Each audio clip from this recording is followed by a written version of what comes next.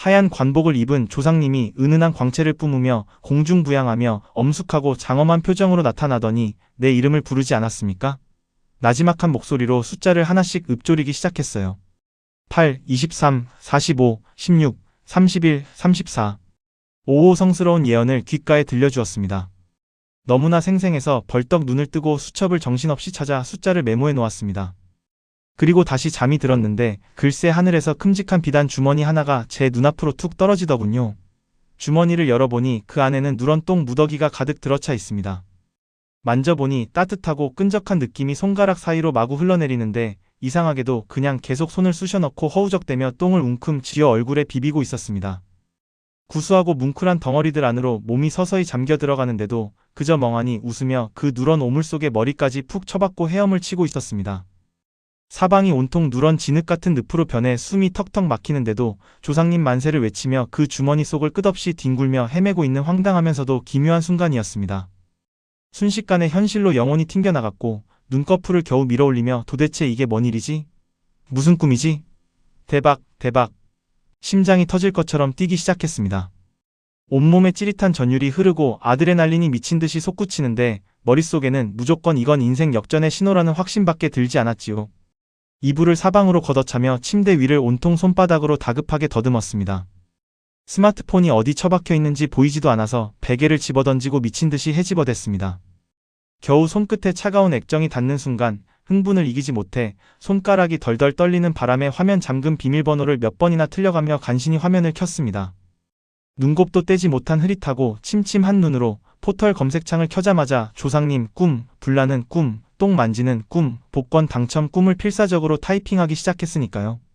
어젯밤 온 우주가 내 인생을 단번에 뒤바꿔 놓으려고 정성껏 연출해준 기적같은 대박 예고편에 영혼을 홀랑 빼앗긴 상태인 것이지요.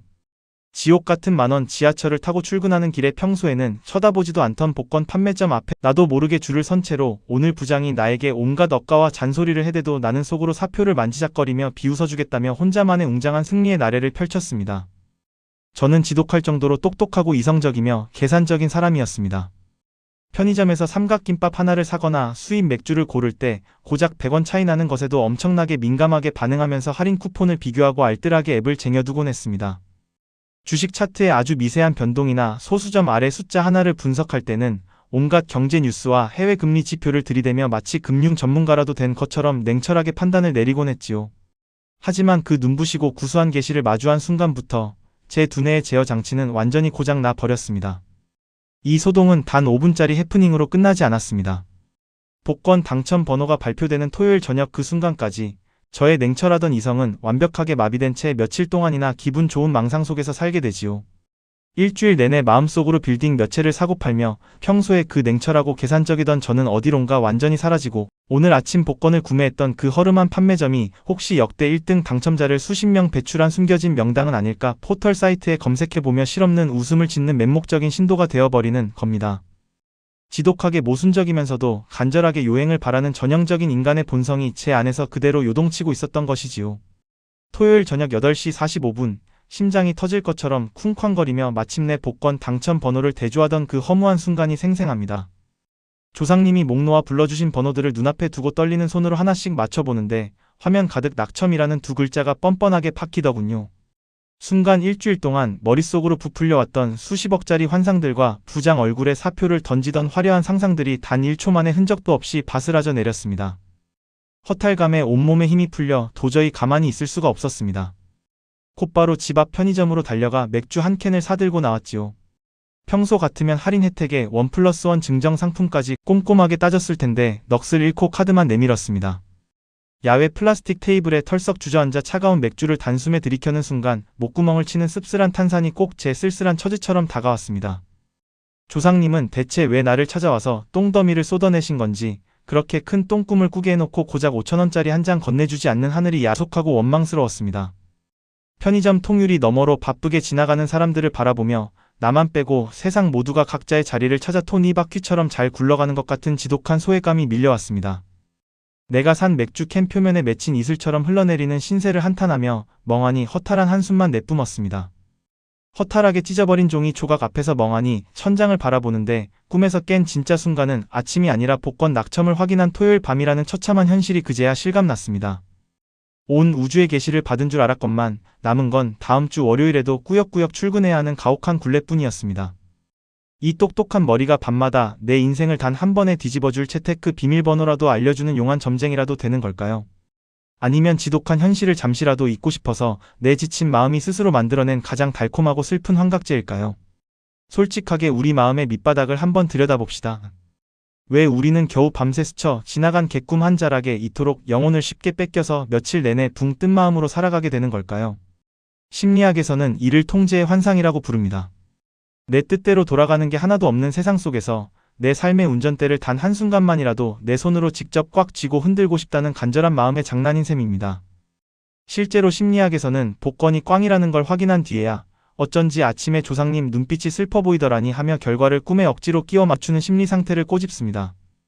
전혀 상관없는 무작위한 일들 속에서 어떻게든 특별한 신호나 규칙을 찾아내려 발버둥치는 뇌의 지독한 버릇에 내 똑똑한 지성이 완전히 놀아나는 과정입니다.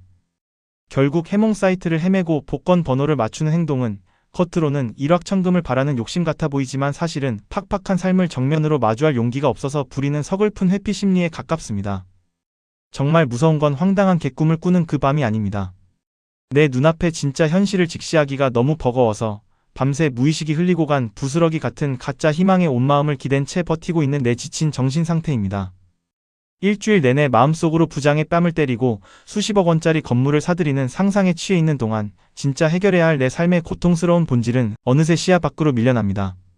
내가 지금 이 직장에서 왜 이렇게 불행한지, 왜 하루하루 무기력하게 시간만 축내고 있는지 같은 중요한 질문은 덮어둔 채 그저 대박이라는 달콤한 커튼 뒤로 도망쳐 숨어버리는 것입니다. 하지만 이렇게 지름길만 갈망하다 보면 결국 마약만큼이나 무서운 중독에 빠지게 됩니다. 가짜 도파민에 취해 해롱되다가 토요일 밤 낙첨이라는 참혹한 팩트를 마주하는 순간 약효가 끝난 것처럼 엄청난 우울감과 배신감이 파도처럼 밀려오기 때문입니다. 그리고 그 허탈함을 다시 견디기 힘들어지면 다음 날 밤 또다시 새로운 대박 꿈을 꾸기를 간절히 기도하며 다시 해몽책을 들추는 악순환의 늪으로 자발적으로 기어들어갑니다.